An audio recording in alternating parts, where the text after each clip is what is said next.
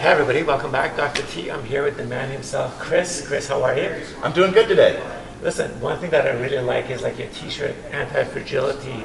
Nassim Taleb, he wrote a great book, Black Swan, but he talks about, hey, to be anti-fragile, you need to be able to be not only be strong, but also the more resistance and the more stress you add to your system, the stronger you become. Yeah, what you want is anytime there's a stress applied to your body, physical, mental, emotional, whatever it is, but we're going to talk physical here. Right. All that stress does is allow you the responses. You're going to get stronger. So you've got to make sure that you're clean and clear of potential issues so that if the stress comes, all of a sudden now you blow a quad, have an ankle injury, have a pec injury, shoulder, anything like that. So we want to deal and clean up any of these potential risk factors so that when you get a stress applied to you, the only output is you're a stronger person. And you can see we have a lot in common. My man is so big, man. This is amazing, right? Just tell him how much you actually deadlifted. I did 1,001.6 for almost 3 repetitions on Tuesday, which is the lightest person in the world to ever have pulled over 1,000 pounds. Heaviest sumo deadlift ever done, and the only person ever done reps with 1,000 plus pounds. So that was pretty cool. I've been training for a while. And that was last Tuesday? That was this Tuesday. Yeah, just a couple days ago. I took a nap, so you can see where we're at. All right, so one of the key things is I actually got this tool from Chris, and I think it's amazing because he's applying heavy compressive load, and we know the tissue responds differently, right? Yep. So why don't you demo and talk about this amazing thing that you have created? So we've got a few different versions, and this wasn't developed in concert with Donnie Thompson, who has developed. I met him, it's pretty cool. Yep, he was developed body tempering, and we've kind of created a product that does tempering, some pinpoint work that we're going to do today, where we're trying to really target some specific areas, and we also do some fascial shearing with it as well. So it's a 3-use tool. Yeah, we're gonna take a look and see if we've got some things with you and how we clean it up. But it's really, really easy. A lot of times we're using the radius of this tool, and it's just, if we think about it, when we're dealing with tissue and tissue modification, in the end, we're not actually modifying tissue. So it's all neural. Neuromodulation. Exactly. Yes. And we send a signal to the brain sends a signal back. Yeah. So people always, well, what's the difference between this and doing, rolling or some of the other stuff that's really common these days?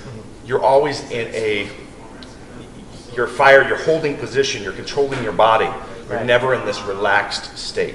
And like if we did this work with my fingers, the stuff I'm going to do to you, if I got in there as deep as I'm going to get with this, would be quite painful, which again, we're going to have a neural response to that, actually maybe a hormonal or adrenal release, other things that are going to cause the tissue to tighten up. Absolutely. So we take that out with this product. And I don't have any science behind it, but I can show you it works. We're going to watch it right now. Well, here's the other thing is like I think a lot of times people get bogged down, but the thing is like you're in the trenches, you've seen it, that it works, and I think it's something that people can experiment with, right? So I have no problem behind that. Let's do it. So what do you want to work on? Well, let's have you lie on your back here. Okay. And just see if we've got. You look like you're a pretty mobile person. We're going to check strong rotation there. We're pretty clean. Internal looks pretty good. And we're going to go to this side. External rotation, we've got some issues here. So definitely out of balance with the right. As a whole, not bad. Not bad at all. And internal rotation, you can probably even see it here. He was almost on the ground on this side. Definitely off quite a bit here. So, like with that particularly, we would see issues with people that go to do bench pressing, overhead pressing. Bench pressing being the worst as they get into position, and you'll see it like right here as he goes down, you see this shoulder raise up right here. So we're losing centration on this shoulder. The same thing's gonna happen when he goes to press. If he can't get into that bar as it comes down, that shoulder's gonna pull out of joint. We're gonna lose centration. And when our injuries happen during pressing, that's what happens when we lose position and control of that shoulder. That's when we have AC joint issues, we have rotator cuff tears, we have, pec tears, all these things happen from that. So if we can clean that up, we're going to be in our anti-fragile state, right? Amazing. So let's see what we can do here. So what I'm going to do is I'm going to loosen up the restrictions in the muscles that control that. And so I'm going to dig into his lat and subscap over there. So we're going to go in here right along this shelf right here. And I'm gonna hit some tissue. And we're not gonna spend a lot of time doing this. We're gonna move through this about 3 or 4 movements with some movement. Movement is beautiful. Absolutely. So as I'm going in there, you're gonna raise up, you're gonna reach and extend, and you're gonna drive that thumb down this direction like that. Okay? So, and you're gonna tell me when I've got this into the tissue enough. So I'm gonna go in here. We're looking for like maybe a 6 out of 10 on the pain scale. It doesn't have to be that much. But I'm listening for your response, watching your facial expressions, all that sort of stuff. Okay? We're filming, so if you want to step back a little bit. Good. Give me a good reach. And come back. And we're going to do about 3 or 4 of these. What should my breathing be? Any special cues or? No, we just want to be relaxed and breathing into the belly. So we don't want to be chest breathing, filling that belly up, but mostly just kind of focused on relaxing. So if pressure is too much that's causing you to kind of tighten your neck muscles, your face muscles, anything like that, that tells you that you need to have the person back off a little bit. Okay? And one more, give me a good reach, thumb down, a little bit more overhead. There we go, good. Okay, come back. And I'm going to go a little bit. Do we feel anything in here? Not as much? Too much, no. What feels? There we go. Right there. Okay. And let's have you bring them a little bit closer to your head this time. There we go. All right, come back. And we'll do 2 more again, reaching that same spot we just went to. There we go. Good. And you see, he's got some restrictions getting into that position. And this is where it affects overhead pressing. So if we've got those restrictions and he's trying to overhead press, it's going to cause him to lose his rib cage position to get the bar, the weight in position, which is then going to lose his core stability and possibly lead to disc herniation issues, right? Yeah. So certainly not anti-fragile. One more. And I'm going to hit one more up here, a little bit more in the lat. Let me know how this feels. If we're not getting anything, we'll just move on. So go ahead. Same move? Yep. And you can see he's actually improving every repetition that we do.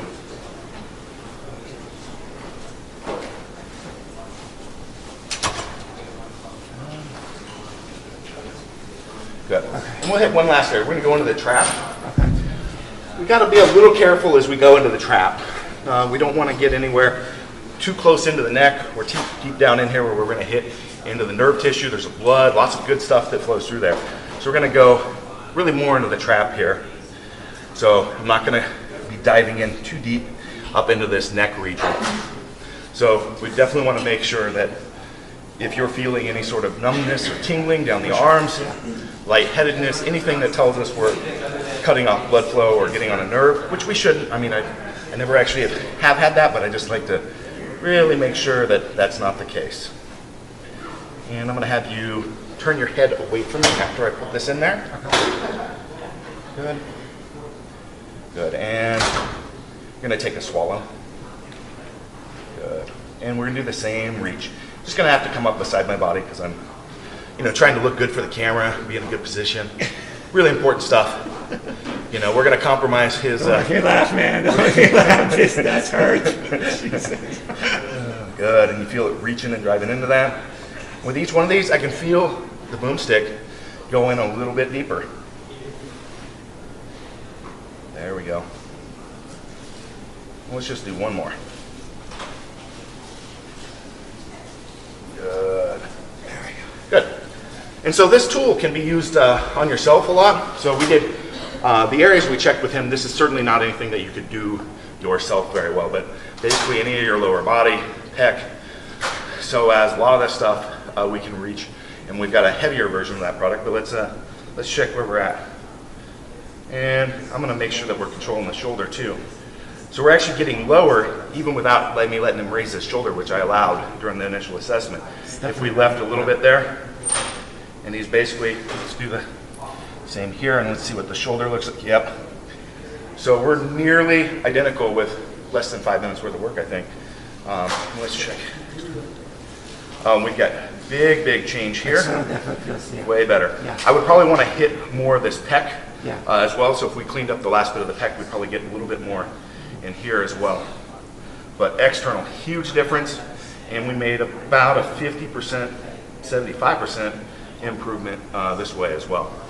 Amazing, man. And what I love about it, again, I think the load, the compression, I think makes a huge difference. And I think that was amazing, man. And you feel how deep I can get in there that if Yeah. I was trying to dive in with my thumbs and stuff, you get a totally different response.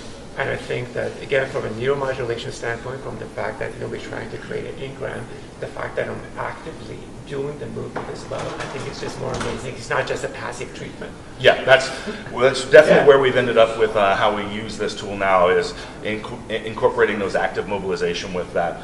You know, if we're doing the pec, we'd be driving in. I like to drop down in here. We've got a ton of free content online on how to use that. So, Where's a good place for people to find you? The website? KabukiStrength.com. I don't know if you can read that too well, but that's KABUKI strength.com. But that was amazing. That was a great workout for both of us. Man. Woo, man. All right, But you're feeling good, aren't you? Listen, man, it was really awesome, and I'm impressed by that. That is actually really cool, and that's why I'm going to use it in the clinic, man. So this is awesome. We have a ton of PTs and chiros that use these. Probably one of our biggest customers for the boomstick is that audience. And So it looks cool, man. So there you go. it does. Thanks, brother. All right, thank you.